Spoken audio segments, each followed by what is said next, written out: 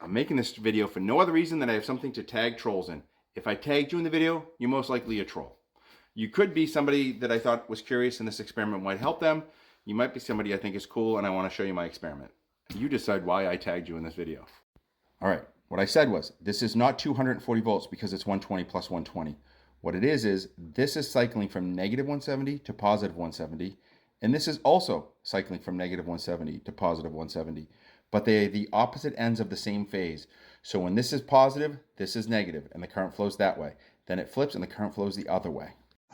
So at the peak of the cycle, this is positive 170 and this is negative 170. And to calculate the difference between them, it's positive 170 minus negative 170 for a peak difference of 340 volts.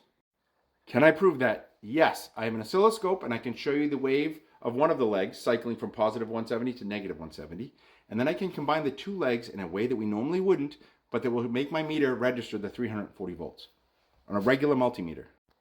Before I show you that, I wanted to explain why, if the peak difference is 340, why do we call it 240? So as the AC cycles, there's a whole bunch of voltages it is. And we don't really care about any one of those voltages because it's going back and forth at 60 times a second. So what we really care about is if we apply that voltage to a load, how many amps will it push through that resistor? You might instinctually think we can just use average of the wave. You can't, because when half your measurements are positive and half your measurements are negative, you end up, and you average them all together, you end up with 0 for your average. And we know that will not do the work of 0 volts.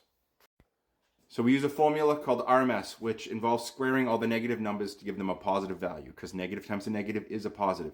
But once we have the RMS value, we have a voltage that will tell us how many amps that AC wave would push through a resistor if it was a DC voltage. So we've calculated the DC equivalent. And now we can take that voltage and plug it straight into Ohm's law or straight into the power wheel like we were dealing with DC. All right, let's move on to the experiment.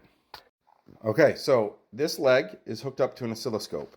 And if we go over to the oscilloscope, we see the sine wave cycling. And what is it cycling at? From positive 170 to negative 170 for an RMS value of 123. There's that leg cycling. Now, if I feed in this AC voltage, 240 volts, see, RMS, in, I want to read the 340 on that one, I have to perform 2 tricks to it. First, I have to take all the negative values and make them a positive. And I do that by using 4 diodes arranged that way. So now once you remove the negatives, you no longer have AC. You're going to have DC on the other side of the diodes. Now we still have the valleys, so we add a capacitor, which will smooth out the valleys.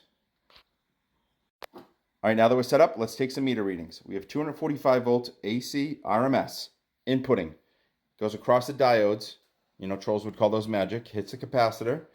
And on the other side, the meter is 342 volts DC. If you don't understand what I just did, no problem. I'll do more videos. We'll dig deeper. We'll try different experiments. We'll learn together. But if you don't understand what I just did, and you are in my comment section calling me an idiot, you can get fucked. I'm just kidding.